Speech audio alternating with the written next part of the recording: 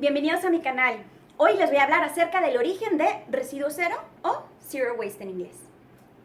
Bien, pues ¿cómo empezó esto? A ver, pongámonos en contexto. Empezó la revolución industrial, se empezaron a generar muchas industrias y esto conllevó a la generación de residuos.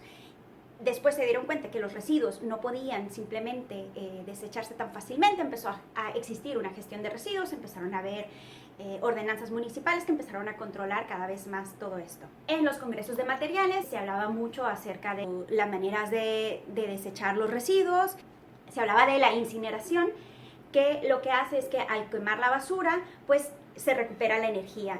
Sin embargo, se emiten gases, aunque también hay ciertos filtros que se usan para evitar una máxima emisión de gases.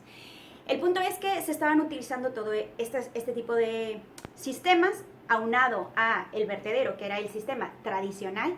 Les explico qué es un vertedero. Un vertedero es un espacio de tierra en el que primero se coloca una capa de plástico muy grande, muy gruesa.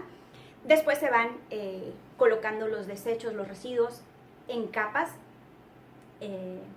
y ya está. Y al final se cubre con otro plástico, se cubre con tierra cuando se satura el almacenaje de este vertedero. ¿Cuál es el problema? Pues que en el vertedero hay lo que se llaman lixiviados, es decir, que cae agüita, sale agüita, y lo mismo que cuando tú llevas tu bolsa de basura y a veces se te escurre el agüita por todos los desechos líquidos, pues lo mismo ocurre en un gran vertedero con muchísima basura de todo el mundo. Esta agüita, el problema es que puede llegar a los acuíferos de donde se sustrae el agua para beber.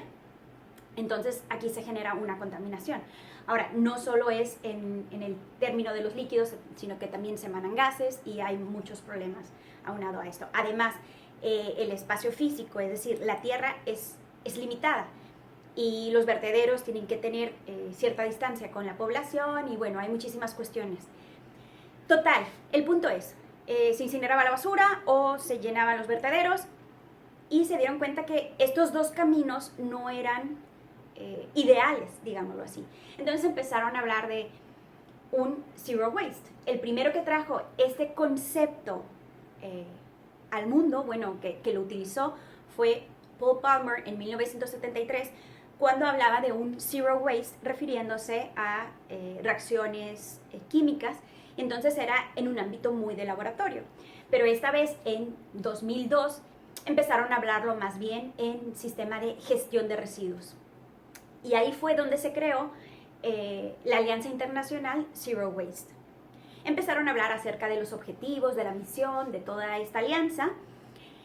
Y mientras tanto ya había ciudades en el mundo que empezaron con ordenanzas municipales para gestionar los residuos y poderlos reducir. El caso es San Francisco, por ejemplo, otras ciudades en Australia y otras partes del mundo. ¿Cuál es la diferencia con esta alianza? Pues que se empezaron a unificar todos y a hablar de un protocolo, de cómo se podían lograr los objetivos, cuál era la misión y a considerar todas las ideas que había alrededor de un residuo cero, que era una ambición muy, muy alta. Porque ¿qué ciudad va a lograr no generar residuos? Más bien se hablaba de estrategias de cómo llegar a reducir los residuos. Muy bien, entonces aquí estamos hablando de un ámbito municipal. Después, también las empresas empezaron a unir esfuerzos para orientarse hacia una mejor gestión de sus residuos, también un poco obligadas por los gobiernos en base a la manera en que estaban contaminando lagos y ríos y demás. Entonces, todavía a nivel empresarial era pues algo también diferente. Sin embargo, hubo una mujer llamada Bea Johnson, que es una francesa que vivía en Estados Unidos, se casó en Estados Unidos y ahí vivía, empezó a decir, bueno, creo que estoy contaminando mucho el medio ambiente. Entonces empezó a implementar este concepto de residuo cero en su casa y empezó a cambiar su estilo de vida para orientarlo hacia un residuo cero. Se dio cuenta que todo esto también tenía mucho que ver con simplificar todo lo que hacía en su casa.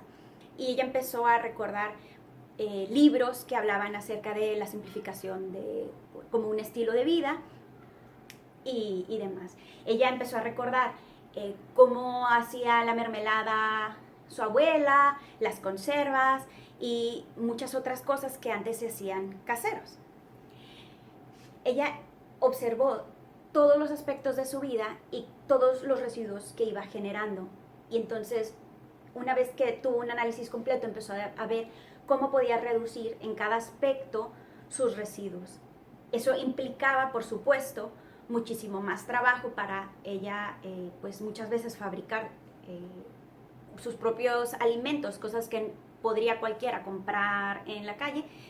Y su mayor reto fue encontrar el balance entre el tiempo que le consumía, implicarse en este zero waste y el beneficio.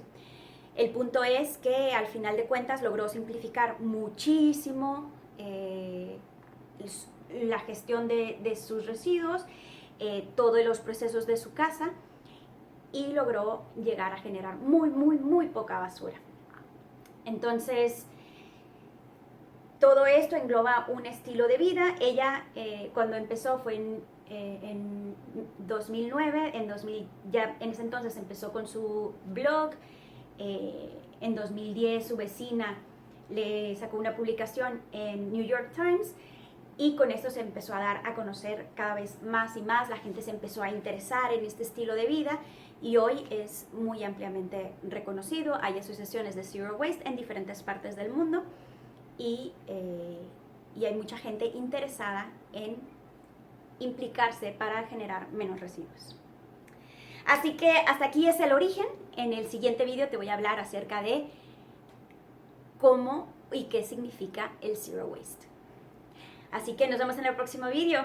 No se te olvide darle like, suscribirte al canal, darle a la campanita y ya nos veremos pronto. Adiós.